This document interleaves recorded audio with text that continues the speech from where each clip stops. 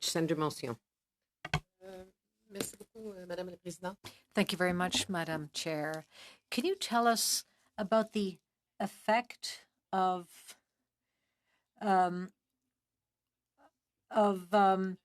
people who took advantage of inflation? Is this real, or is it a fiction? Scammers who...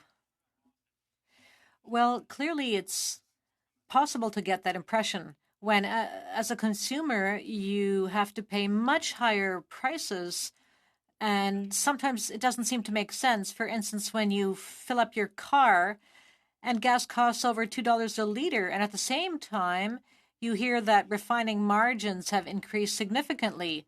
So a consumer might have the impression of being fleeced. But I'm an economist by training, and as far as I'm concerned, this is a matter of supply and demand.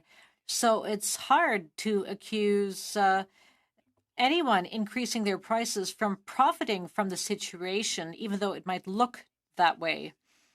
So again, it's hard to make that kind of accusation generally without studying a sector specifically or a company specifically. Clearly, price hikes can lead to huge profits. Yes, we just heard that $10 billion was returned to shareholders, or was paid out to shareholders of oil companies.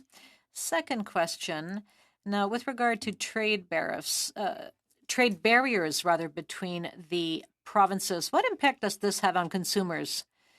That's a good question. We did not specifically look at that in our report on inflation, but interprovincial trade barriers are barriers to work, and this leads to inefficiency, and as a result, prices rise, or certain goods or services become more rare. Supply goes down. If a nurse, for instance, cannot easily work in one province, or rather in two provinces at the same time, it causes labor shortages.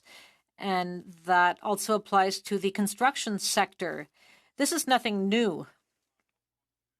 And it probably has not contributed to the recent spike in inflation, but it does lead to inefficiencies within our country.